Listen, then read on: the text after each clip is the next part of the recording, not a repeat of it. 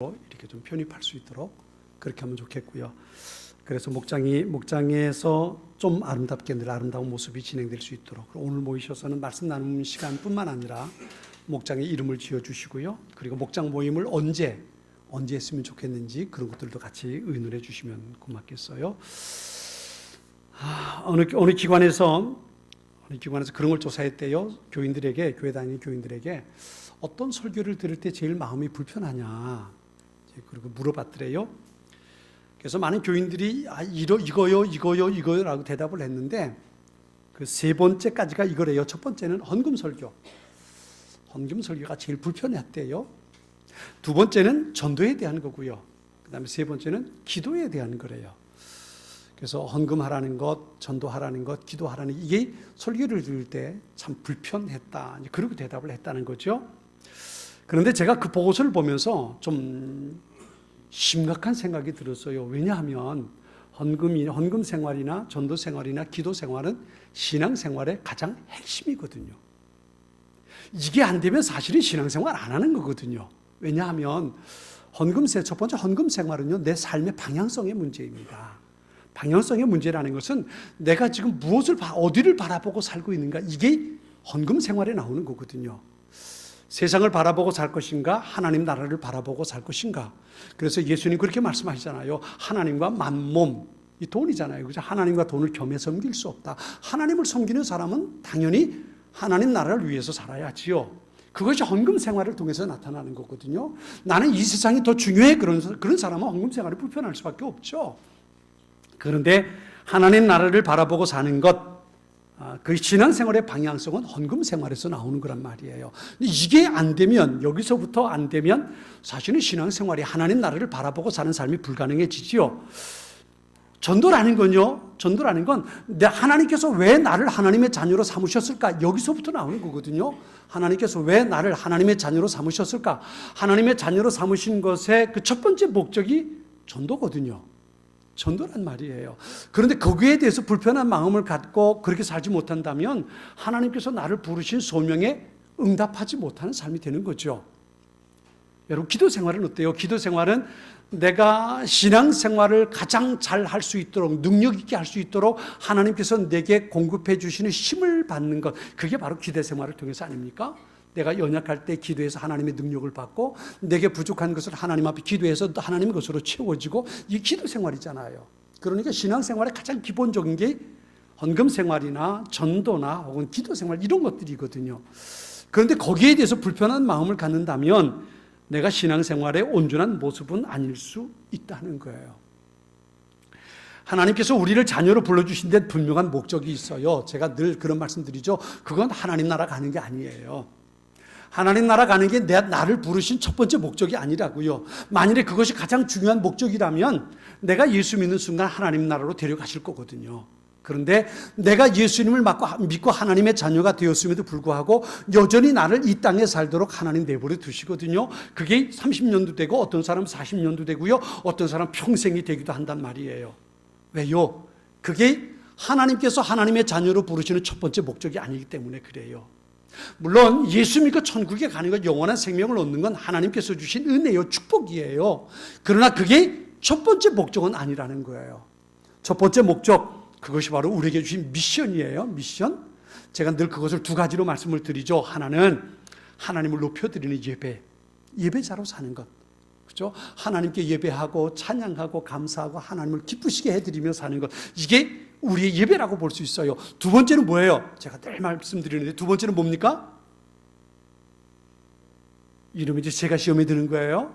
수도 없이 말씀을 드렸는데 첫 번째는 하나님을 높여드리는 예배와 두 번째는 하나님을 드러내는 전도예요. 하나님을 드러내는 것. 내가 믿는 하나님은 이런 분입니다. 내게 영원한 삶을 허락해 주신 분은 이런 분입니다. 하나님을 드러내고 사는, 이게 전도지요. 전도예요. 이 두 가지가 우리를 하나님의 자녀로 불러주신 공통적인 미션, 사명이란 말이에요. 물론 우리 모두 각자에게 따라서 특별한 사명들을 주셨어요. 이 은사를 통해서 혹은 재능을 통해서 여러 가지 하나님께서 주신 것들을 통해서 특별한 사명들이 우리에게 있어요. 근데 그것 말고 보편적으로 하나님 앞에 부름받은 우리 모두에게 주신 사명이 있다면 이 두 가지예요. 하나님을 예배하는 것과 하나님을 드러내고 전도하는 것. 전도하는 것. 이게 우리에게 주어진 가장 큰 사명이라고요. 바꿔 말하면 이 사명을 감당하지 못하며 산다면 내 신앙생활이 건강하지 못한 거예요. 내가 하나님을 기쁘시게 하는 예배를 잘못 드린다든가, 내가 하나님을 드러내는 전도를 하지 못한다든가, 그러면 내 영적인 신앙생활에 병이 들고 만 거예요. 다른 건 다 못해도 이 두 가지를 우리는 해낼 수 있어야 돼요. 그래야 나를 하나님의 자녀로 불러주신 하나님 앞에 기쁨을 드릴 수 있는 방법이라고요. 어떻게 복음이 전해질까요? 로마서 10장 13절로 15절에 이런 말씀이 있어요. 그것은 누구든지 주님의 이름을 부르는 자는 구원을 얻을 것이기 때문입니다. 그러면 그들이 믿지 않는 분을 어떻게 부를 수 있겠습니까? 또 그들이 들은 적이 없는 분을 어떻게 믿을 수 있겠습니까? 그들에게 선포해 주는 사람이 없는데 어떻게 그들이 들을 수 있겠습니까? 그들이 보냄을 받지 않았다면 어떻게 선포할 수 있겠습니까? 다시 말하면 누군가가 복음을 전하지 않는다면, 누군가가 예수님에 대해서 얘기해 주지 않는다면, 누군가가 하나님에 대해서 얘기해 주지 않는다면 누구도 하나님에 대해서 알 수 없다는 거예요. 다시 말하면 먼저 하나님의 은혜를 받고 부름받은 우리가 하나님에 대해서, 예수님에 대해서 얘기하지 않는다면 누구에게도 복음은 전해지지 않을 수 있다는 거예요. 이걸 위해서 먼저 하나님께서 예수님을 보내셨어요. 그리고 그 예수님께서 이 땅에 계시면서 하나님 나라의 복음을 전하다가 마지막 승천하시면서 그러시죠. 뭐라고 말씀하시면, 내가 가면 대신 누가 올 거라고요? 성령께서 오실 건데 그분이 너희에게 가르쳐 주실 것이 있다. 그리고 말씀하시는 거예요. 그러면서 사도행전 1장 8절은 뭐라고 말해요? 성령이 너희에게 임하면 너희가 권능을 받고 예루살렘과 온 유대와 사마리아와 땅끝까지 이르러 내 증인이 될 거다. 예수님께서 복음을 전하시고 그 다음에 가시면서 성령을 보내주셔서 우리로 하여금 예수 믿는 사람 되게 하시고, 그리고 우리로 하여금 복음을 전하는 자로 불러주셨다는 거예요. 어떤 분이 그런 얘기를 해요. 어떻게 하나님을 기쁘시게 해드릴 수 있을까요? 라고 묻는 사람이 있어요. 이건 참 어려운 질문 같지만 이건 정말 가장 쉬운 질문이기도 해요. 하나님을 기쁘시게 해드리는 방법, 하나님의 뜻대로 사는 것이 어떤 걸까요? 그게 어떤 것일까요? 이걸 다르게 말하면 내 삶을 통해, 아까 말씀드린 두 가지 모습이에요. 내 삶을 통해 하나님을 예배하고 하나님을 선포하고 드러내고 사는 거예요. 이게 하나님께서 가장 기뻐하고 기대하시는 삶이라는 것을 잊지 말아야 돼요. 고린도전서 9장 16절에 이런 말씀이 있어요. 바울이 이렇게 말하죠. 내가 복음을 전할지라도 자랑할 것이 없으면 내가 가로 열고 가로 닫고 할 일임이라. 가로 안에 들어간 게 뭘까요? 부득불이라는 말을 썼어요. 부득불. 무슨 말이에요? 내가 복음을 전하면서도 자랑하지 못하는 것은 내가 이것을 부득불 전하기 때문이라. 이 말을 바꿔 말하면요, 내가 하지 않으면 안 되기 때문에 복음을 전한다는 거예요. 여러분 모두의 마음속에 이런 마음이 있게 되기를 주님의 이름으로 축원합니다. 부득불, 내가 전하지 않으면 안 되니까, 나를 자녀로 불러주신 하나님의 뜻이 거기 있으니까, 하나님께서 내게 주신 은혜, 그 은혜 받았다면 내가 당연히 복음을 전하는 것이니까 이건 당연히 해야 될 거란 말이에요. 안 하면 선택사항이 아니고 필수사항이에요. 내가 하나님의 자녀라면, 내가 하나님 앞에 부름받았다면 복음을 전하는 건 당연히 해야 할 일이란 말이에요. 안 하면 안 되는 그런 일이란 말이에요. 그래서 바울이 그렇게 말하는 거예요. 내가 복음을 전하면서 자랑하지 않는 것은 이건 내가 하지 않으면 안 되는 일이기 때문에, 내가 의무적으로라도 감당해야 되는 거기 때문에 내가 자랑할 게 없다. 바울은 그렇게 말하는 거예요. 우리의 삶에 이 두 가지 미션을 잊어버리면 안 돼요. 하나님을 예배하는 것과 하나님을 전하는 것. 이 두 가지 사명을 우리는 놓치지 말아야 합니다. 오늘 본문에 보면 예수님께서 이렇게 복음을 전하기 위해서 우리에게 주신 세 가지를 말씀하고 있어요. 첫 번째는요, 복음이에요. 복음. 오늘 보면 46절과 47절 우리 같이 한번 읽어볼까요? 46절과 47절입니다. 자, 같이 읽습니다. 또 이르시되 이같이 그리스도가 고난을 받고 제3일에 죽은 자 가운데서 살아날 것과 또 그의 이름으로 죄사함을 받게 하는 회개가 예루살렘에서 시작하여 모든 족속에게 전파될 것을 기록되었으니. 아멘. 이게 뭐예요? 이게 복음. 여러분, 복음이 뭘까요? 복음이 뭡니까? 복음 예수님의 사건이잖아요. 예수님의 사건. 하나님께서 나를 사랑하셔서 이 땅에 하나밖에 없는 아들 예수님을 보내주셨고 그분이 내 죄를 위해 십자가에 돌아가셨는데 내가 그분의 십자가를 바라보면 내 죄 때문인 것을 믿음으로 고백하는 그 모든 사람들에게 뭘 주신다고요? 영원한 생명, 구원을 얻게 하신다는 것, 죄사함을 받게 하신다는 것, 천국의 소망을 갖게 한다는 것, 이게 복음 아닙니까? 이게 복음이잖아요.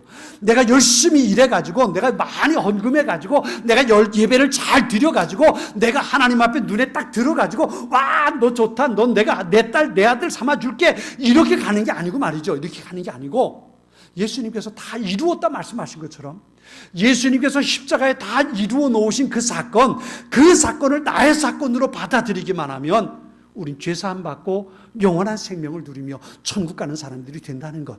이게 복음 아닙니까? 이게 복음이잖아요. 이 복음을 우리에게 주셨어요. 이 복음을 주셨어요. 이 복음을 다르게 말하면 좋은 소식이죠. 말 그대로 굿뉴스예요. 좋은 소식. 좋은 소식. 그런데 문제는 사람들이 이게 좋은 소식인지 모른다는 데 문제가 있어요. 여러분들 가운데도 그런 분들이 계신가 모르겠어요. 정말 예수님의 사건이 내게 정말 좋은 사건이, 그게 왜 내게 좋은 사건이지? 라고 생각되진 않습니까? 세상 사람들에게 물어보세요. 예수님께서요 세상에 오셔서 하나님의 아들인데 십자가에 돌아가셨어요. 이게 당신에게 얼마나 좋은 사건인지 아세요? 라고 물어보면, 말하면 그분 뭐라고 대답할까요? 그게 나와 무슨 상관이 있는데요. 그렇죠? 그게 나와 무슨 상관이 있는데요. 아마 그렇게 말할 거예요. 그런데 제가 안타까운 건요, 교회 안에 있는 사람에게도 똑같은 반응이 나타난다는 거예요. 예수님께서 2000년 전에 십자가에 돌아가신 게 오늘 나하고 무슨 상관이 있는데, 그 예수님, 그건 나도 알아. 근데 그거랑 나랑 무슨 상관이 있는데, 이건 복음이 내게 복음화가 되지 못한 거예요. 그 복음이, 그 예수님의 사건이 얼마나 좋은 건지, 그게 얼마나 정말 귀한 건지, 이것이 내 안에 감동되지 못했단 말이에요. 저번 성탄절날, 그리고 예수님께서 세상에 태어나실 그때에 천사들이, 목자들이 있는 곳에 나타나서 노래를 부르죠. 뭐라고 부릅니까? 보라, 내가 온 백성에게 미칠 어떤 소식이요? 그 앞에 한 가지가 더 있잖아요. 큰 기쁨의 좋은 소식. 큰 기쁨의 좋은 소식. 이게 무슨 사건이에요? 예수님이 오셨다는 거예요. 예수님이 이 땅에 오셨다는 것, 그래서 그분이 십자가에 돌아가셔서 내 모든 죄를 사해 주셨고 우리로 하여금 하나님 앞에 나아갈 수 있는 통로를 열어주셨다는 것, 이게 좋은 소식이란 말이에요. 이게 복음입니다. 그런데 그 소식, 예수님의 소식이 나의 소식이 되지 못하니까 문제가 되는 거예요. 그게 내 소식이 되고 나면 내 안에 정말 뜨거움이 생겨나게 되고, 와, 하나님 감사합니다, 예배 드리는데 기쁨이 생기고, 하나님을 찬양하고 예배하는데 내 안에 감동이 있는데, 예수님만 생각해도 내 마음이 뜨거워지는데, 이 예수님의 사건이 내게 복음이 되지 못하니까. 제가 7남매거든요. 저희 형제가 7남매인데 아들 5에 딸이 2입니다. 제가 6번째고요. 제 밑으로 이제 남자 동생이, 막내 동생이 있고요. 다 제 위예요. 제 위인데 제 바로 위에가 누님입니다. 누님인데 제 바로 위에 누님의 남편, 그리고 매형이죠. 작은 매형이에요. 얼마 전에 황달이 왔어요. 황달이 와가지고 부천에 있는 순천병원에 입원해서 황달을 치료하기 위해서 병원에 입원해서 MRI를 찍었어요. CT를 찍었어요. CT를 찍었는데 황달이 문제가 아니라 간암이라는 게 발견이 됐어요. 처음엔 황달인 줄 알고 가서 황달 치료를 받으면서 얼굴이 누렇고 눈이 누랬던 건 다 수그러뜨렸어요. 그건 대충 치료가 됐는데 CT를 찍었더니 간암이라는 게 발견된 거예요. 근데 그것도 그 다음에 이제 어느 정도 진척됐는지 MRI 가지고 진단을 해보자 MRI를 찍었는데 손 쓸 수 없을 정도로 이제 치료 방법이 없는. 그래서 병원 의사 선생님 말로는 이제 길게 잡아서 1년 그렇게 선고가 내려졌어요. 제가 아는 의사 선생님이 계셔서 한번 물어봤어요. 지금 이런 상태인데 어떻습니까? 처음에 병원 입원할 땐 황달 때문에 온몸이 누렇고 그랬는데 황달 치료를 해서 누런 건 다 빠졌어요. 누런 건 다 빠졌는데 그게 빠지고 나니까 그다음부터 복수가 차기 시작했어요. 지금은 복수가 잔뜩 찼어요. 그랬더니 그 의사 선생님이 하는 얘기가 곧, 태희야 마이크 줄까? 의사 선생님이 아는 분이 한 얘기가 곧 통증이 오기 시작할 겁니다. 그러면 통증을 견디다 보면 길면 6개월, 짧으면 3개월 정도 될 겁니다. 그 얘기를 하더라고요. 그 매형의 밑에 바로 밑에 동생이 남동생이 목사입니다. 목회를 해요. 또 저희 쪽으로도 목사가 둘 아닙니까? 저희 형님도 목사고 저도 목사니까. 그리고 저희 누님이 또 집사고 늘 그러니까 이제 교회는 다니지요. 교회를 다니고 또 이 양반이 또 그런 면에서도 배우는 것에 대해 참 좋아해서 저랑 같이 얘기하면 지지 않아요. 성경 얘기를 해도 지지 않고 저보다도 해박한 것처럼 저를 이기려고 애를 써요. 잘 알죠. 예배도 교회 가서 예배도 드리고 저희 텔레비전 방송이 CTS 방송도 듣고 그러면 설교도 듣고 그 설교 가지고 저한테 또 설교를 해요. 지난번에 방송을 들었는데 이렇게 설교하더라? 그러면서 이제 저한테 설교도 하고 그래요. 그랬어요. 그런데 제가 알아요. 교회는 다니지만 천국에 대한 소망이 그분에게 없는 거 제가 알아요. 교회는 다니지만 예수님을 주님으로 영접하지 못했어요. 제가 알잖아요. 그래서 지금 기도하고 있어요. 의례적으로 교회를 나가긴 했는데 그래서 아는 것 많아서 목사인 제게도 지지 않을 만큼은 되는데 아직 그에게 예수님의 사건이 복음이 되지 못했어요. 기도하고 있습니다. 때를 얻어서 가서 복음을 전하려고 해요. 예수님이 어떤 분인지, 예수님이 그분에게 어떤 의미가 있는지를 전하려고 합니다. 여러분 그 매형에게 정말 좋은 소식이 뭘까요? 그리고 병원에 있는 모습을 보면서 제가 그런 생각했어요. 이 양반에게 치료할 방법이 있다는 게 복음일까? 저는 그거 복음 아닐 것 같아요. 좋은 소식이긴 하지만 치료할 방법이 있다는 게 좋은 소식이긴 하지만 그럼에도 불구하고 6개월 살 걸 10년 더 살 수도 있겠죠. 20년 더 살 수도 있겠죠. 그러나 그 다음에는요. 그 양반을 위해서 기도하면서 그런 생각이 들었어요. 우리 모두 똑같은 사람들 아닐까? 강 권사님 얼마나 더 사실까요? 윤 권사님 얼마나 더 사실래요? 그렇죠? 제가 좀 여기서 젊은 축에 끼는데 저는 얼마나 더 살까요? 우리 모두 시한부 인생 아닙니까? 그렇죠? 기껏해야 120년 넘길 수 없는, 그렇죠? 시한부 인생을 사는 사람들 아닙니까? 어떤 사람은 3개월, 6개월 걸려서 가겠지만 어떤 사람은 좀 더 10년 살고 20년 더 살 수 있겠지만 마지막은 다 있잖아요. 그런 우리에게 가장 좋은 소식이 어떤 걸까요? 저는 내용을 기도하면서 그런 생각을 했어요. 어디 치료의 방법이 있다는 게 좋은 소식 아니다. 맛있는 거 먹으러 가자 그러면 좋은 소식일까요? 아들이 하나 있어요. 근데 아직 장가를 못 갔어요. 아들이 장가 간다는 게 정말 그 양반에게 좋은 소식이 될 수 있을까요? 정말 좋은 소식은 영원한 시간을 천국에서 보낼 수 있다는 거 아니겠습니까? 예수님 때문에 내가 영원한 시간을 지옥이 아닌 천국에 살 수 있다면 그게 복음 아닐까요? 이 복음이 나의 복음 되는 것, 이게 기쁜 소식일 수 있단 말이에요. 이게 기쁜 소식이죠. 이 기쁜 소식을 하나님께서 우리에게 주신 거예요. 이 복음이, 예수님의 사건이 여러분에게도 좋은 소식이 될 수 있길 바랍니다. 이 땅에 사는 동안 내가 얼마나 맛있는 음식을 먹을까가 아니라 어디에 음식 잘하는 집이 있더라 이런 소식이 아니고 우리 아이가 어떻게 됐더라 이런 소식이 아니고 내가 영원한 시간을 하나님 나라에서 보낼 수 있게 됐다는 것. 누구 때문에? 예수님 때문에. 예수님의 사건이 내게 좋은 소식이 되고 기쁜 소식이 되는 축복의 사건들이 될 수 있기를 바랍니다. 하나님께서 우리에게 이걸 주셨어요. 복음. 예수님의 사건을 우리에게 주신 거예요. 두 번째는요, 예수님께서 우리에게 주신 사건이 사명이 사명. 오늘 보면 48절은 이렇게 말합니다. 너희는 이 모든 일에 증인이라 그랬어요. 여기 증인이라는 말은요, 그 헬라어로 말티스라는 말이거든요. 이 말티스라는 말은 복수로 말티레스라는 말인데 이 말을 다르게 번역하면 순교자라는 의미를 가지고 있습니다. 순교자. 여러분, 증인은 어떤 사람이에요? 증인은 내가 보고 듣고 경험한 것에 대해서 이야기하는 사람입니다.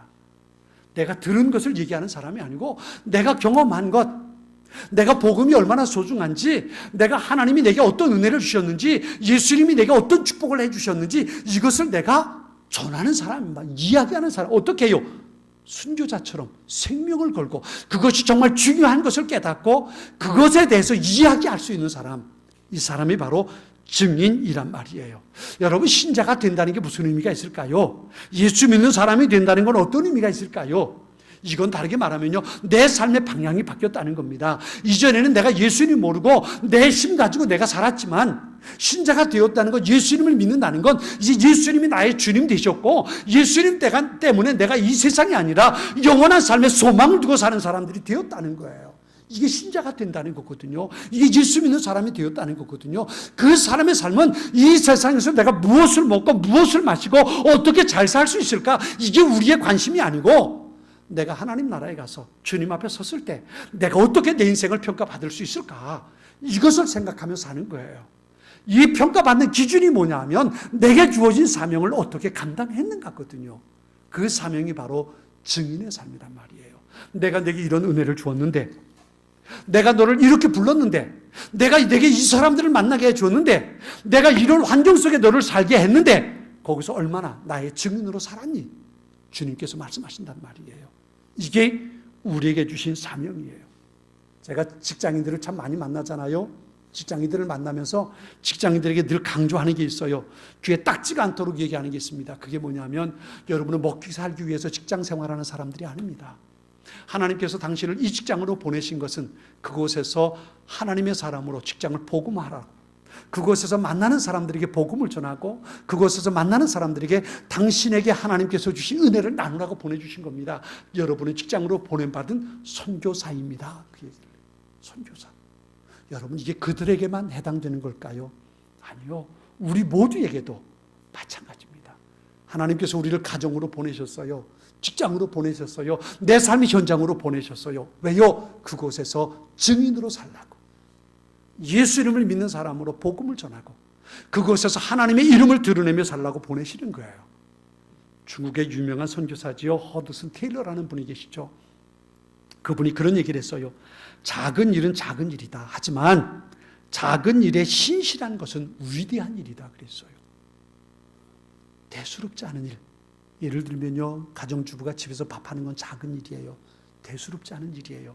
그런데 밥을 하면서 이 음식을 먹는 우리 가족이 오늘도 하나님의 은혜 가운데 살게 해주십시오, 기도하며 밥을 짓는다면 그건 위대한 일이에요. 위대한 일.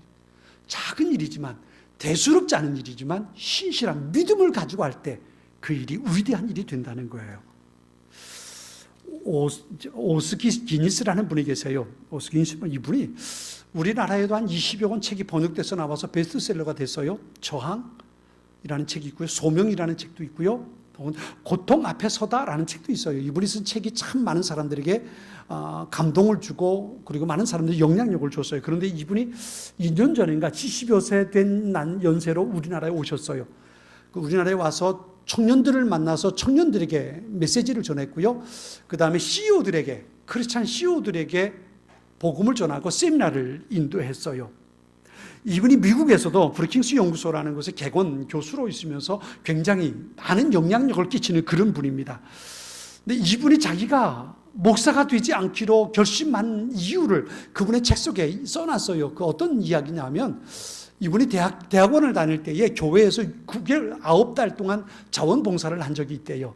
그러니까 아침에 교회로 출근해서 교회에서 하루 종일 사역하고 집에 퇴근하고, 그런 일을 9개월 동안 자원봉사를 한 거예요. 그런데 어느 날 자원봉사를 하면서 교회에서 어디 사역할 일이 있어서 어디를 가다가 차에 기름을 넣어야 되겠어서 주유소에 들렀대요. 주유소에 들러 기름을 넣는 동안 주유소에서 일하는 직원과 함께 얘기를 했다는 거죠. 어떤 얘기를 했겠습니까? 이제 복음을 전하는 얘기를 했겠죠. 나 이 교회 있는데 당신 교회 다니냐? 이런 얘기를 이제 나눴던 거죠.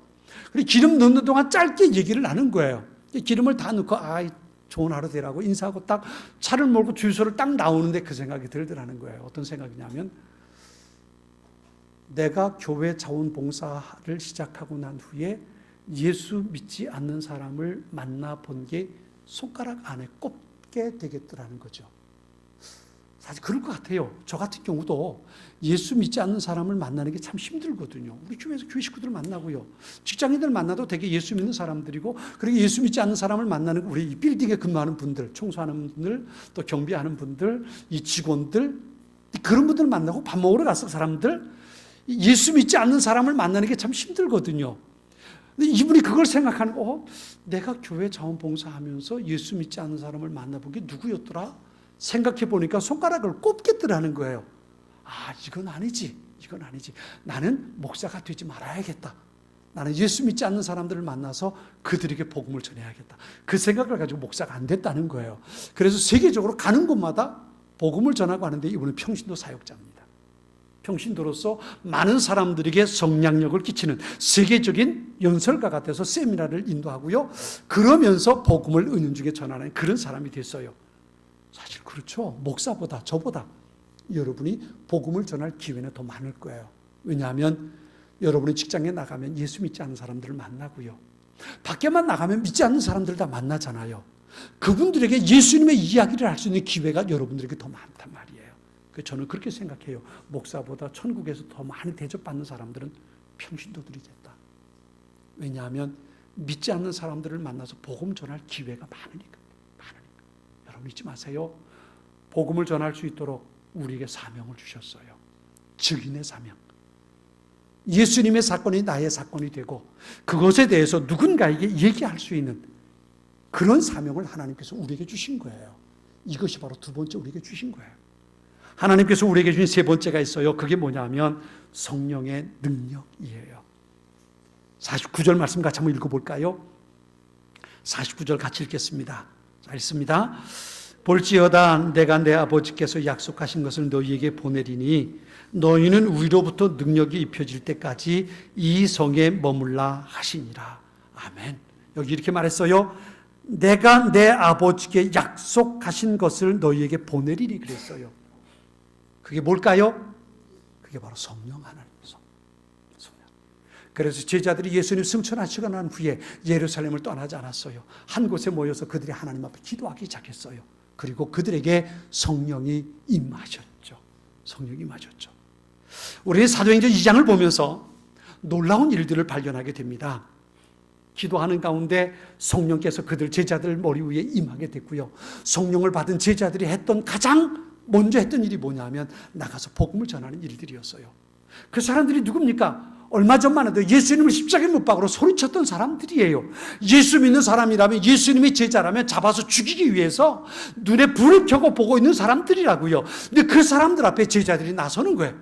나가서 그들에게 예수님을 전하기 시작합니다. 당신들이 죽인 예수가 바로 하나님의 아들 메시아다. 회개해라. 그리고 그들에게 복음을 전하기 시작했어요. 놀라운 일은요, 그들의 설교를 들은 사람들이 가슴에 찔려서 회개하며 하나님 앞에 돌아서기 시작했어요. 왜 그런 일이 벌어졌습니까? 그들이 달라졌습니까? 아니에요. 성령이 그들에게 임했기 때문이에요. 성령이 그들에게 임하고 나니까 그들이 메시지를 전할 담대함을 얻게 되었고요. 복음을 전할 때마다 하나님의 놀라운 역사가 듣는 모든 사람들의 마음을 새롭게 할 수 있었기 때문에 그런 거예요. 성령이 임한 제자들 때문에 예루살렘 성이 변하기 시작합니다. 성령 충만한 집사 빌립 앞에서 사마리아가 변하기 시작하는 겁니다. 성령 충만한 성도들이 핍박을 받아서 사방으로 흩어질 때에 안디옥에 이르러서 거기서 복음을 전하니까 안디옥 도성이 하나님의 거룩한 도성으로 변하기 시작하는 겁니다. 사도행전 9장 31절은 그래서 이렇게 말합니다. 그리하여 온 유대와 갈릴리와 사마리아 교회가 평안하여 든든히 서가고 주를 경외함과 성령의 위로로 진행하여 수가 더 많아지니라. 수가 더 많아지니라. 예수 믿는 사람들이 복음을 듣고 하나님의 사람들이 점점 늘어났다는 거예요. 어떻게 해요? 성령의 위로하심을 따라, 성령의 역사하심을 따라 그와 같은 일들이 일어났다는 거예요. 지난 2월 달에 세계적으로 위대하신 한 분이 돌아가셨어요. 혹시 누군지 아십니까? 우리나라에도 오셔서 굉장히 큰 일을 하셨어요. 빌리 그레이엄 목사님. 지난 2월 달에 99세로 하나님 앞에 가셨어요. 그런데 그분 곁에서 지켜본 한 사람이 빌리 그레이엄 목사님에 대해서 그런 얘기를 하는 걸 들었어요. 어떤 얘기냐면 빌리 그레이엄 목사님이 집회할 때 오랫동안 설교하지 않고 한 20여 번 설교하고 그리고 나서 옆에 의자에 앉아서 많이 기도하신대요. 근데 이분이 아무리 생각해도 빌리 그레이엄 목사님의 설교가 탁월하거나 위대한 설교는 아니라는 거예요. 명설교자의 설교 중에는 들지 못한다는 거예요. 어떻게 저런 설교를 듣고 사람들이 회개할 수 있을까? 어떻게 저런 설교를 듣고 사람들이 예수님을 믿는다고 그리고 결단할 수 있을까? 이런 생각이 들었대요. 그런데 그 빌리그 목사님이 설교할 때마다 많은 사람들이 예수님을 믿게 되고 용접하게 되고 그런 일들이 일어나거든요. 그래서 물어봤대요. 목사님, 어떻게 목사님이 하시는 설교를 보면 그렇게 대단한 것 같지 않은데, 그런데 어떻게 목사님의 설교를 듣고 그렇게 많은 사람들이 결심하고 예수 믿겠다고 나설 수 있겠습니까? 그리고 물었대요. 그때 이 빌리그라 목사님이 그분에게 그런 얘기를 했대요. 내가 젊을 때는 정말 열심히 뜨겁게 복음을 전하기 위해서 애를 썼습니다.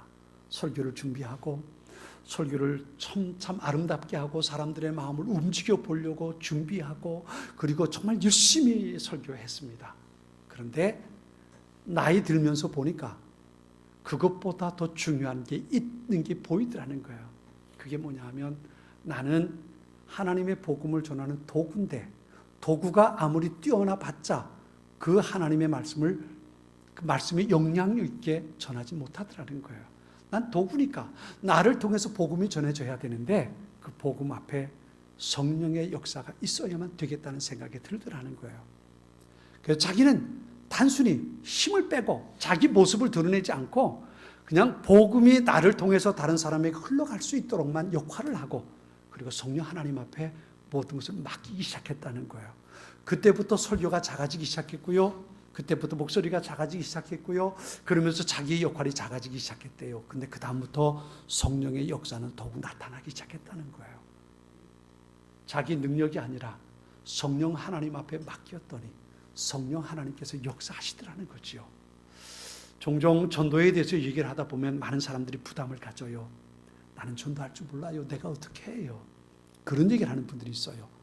맞습니다. 우리는 도구일 뿐입니다. 나를 통해서 복음이 흘러가면 되는 거예요. 그리고 그 다음에 누가요? 성령께서 역사하시는 것.